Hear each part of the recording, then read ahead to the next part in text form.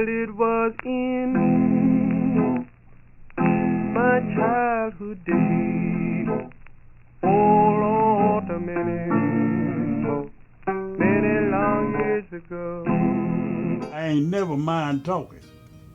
If something went wrong, I thought was wrong, I'll tell you about it.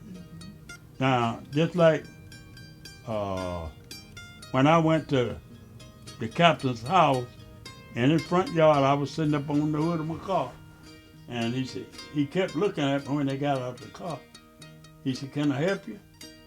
I said, "Yeah." I said, "I come to let you know we finna write Atlanta about what's going on the base."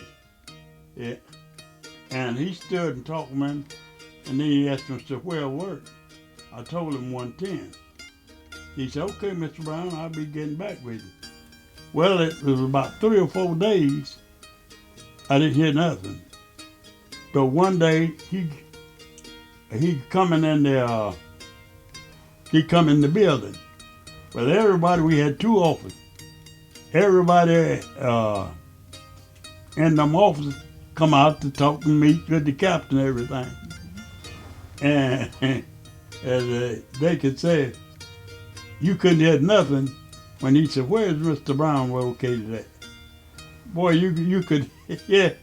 And they told him I was in the back. Well, we come back there, and he let me talk. I spilled everything. I was telling him about we had a man there, had almost 4 years of college and wasn't nothing but a janitor. And I was telling him about another guy that they had put in the office, but he never did office work. Every time something come up, a hard work, he's sitting up there with a nice shirt on and office, but he'd have to go out and, I just spilled my beans. And I told him I had a letter going to Atlanta, and in 3 days he called me up to the caller, told him, said the captain wanted to see you. I went up there, and when I got through, he was talking to the fellow was trying to get rid of me, was a lieutenant. He had told the contractor I was working with that the people wasn't pleased with my work. Then he said, "Now, Mr. Scaparelli," said, "he's done a magnificent job." See, and what he was doing, he was putting me on a pedestal one and tearing it down. Because Scaparelli got up there and told him, he said, "I don't know nothing about Johnny." He said, "Mr. Brown been running for 4 years. See, I haven't been out here at night in 4 years." Well, then the captain listened to all the rest of them, and he made a speech. He says, "We got a bad case of discrimination, so we're not going to have it." And so the next morning, since I was unpacking and crating, I was packing their office stuff to he shipped them out. The average guy right now with no work, get your education and join the Army, because the Army don't take them like it was back in World War II. You got to know something. But when you go to service, they'll train you, which a lot of children now don't get no training from the parents. Because why? There's a reason. The parents got to work. Just like there's a plenty black young boys around here now would work if it was like it used to be. Because we used to have jobs. I have waited tables on that beach when they didn't have a white woman, a man, didn't wait on another one. No. Right now in the cold, Kenny would have been over there with me, that you didn't catch a white man cutting another one's yard. That was something they just didn't do. Well, all that was our work. You didn't catch a white man laying brick. Practically all these bricks that were laid back there in my day were laid by Swilly out of Jackson County. You never saw a white person up there. And another thing, you never saw all the tomatoes and oranges and everything that I used to haul out of the grove was done by us and Indians. My family, my sister, was classed as champion tomato pickers. My older sister taught me up to here. She was practically down on the ground. Tomatoes was up on a thing.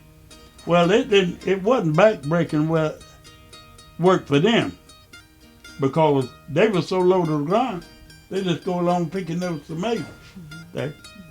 But now, you can't find a black person in a tomato field. It ain't because they quit. Biggest thing is because people from other countries come in, and we are the last rail on that. They have come in like the Mexicans, picking tomatoes. They do this, like waiting tables. I remember when guys took care of the family, drove new cars and everything, because they would come up here and wait tables. You didn't have nothing but black people waiting tables. They would come up here and work this season.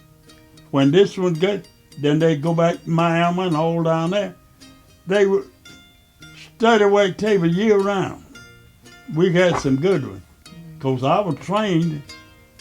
Now, I remember on the beach out there, you had 3 clubs. You had the 98, the Old Dutch, and Seabreeze Diner. I would work on the base until 4 o'clock. I'd leave the base and go to the Seabreeze Diner and wait tables. See? And I made more money waiting tables than I did, but technology wasn't what got us.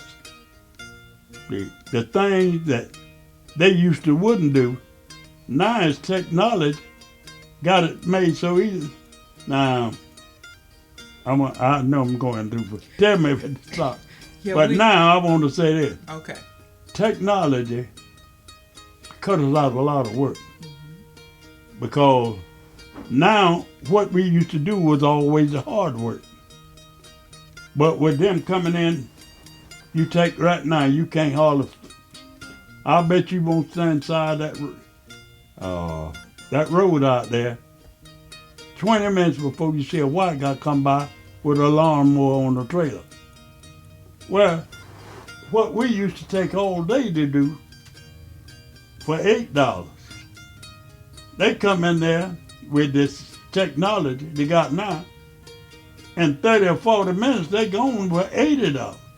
You can't blame them for getting over there. They're making a living. That's true.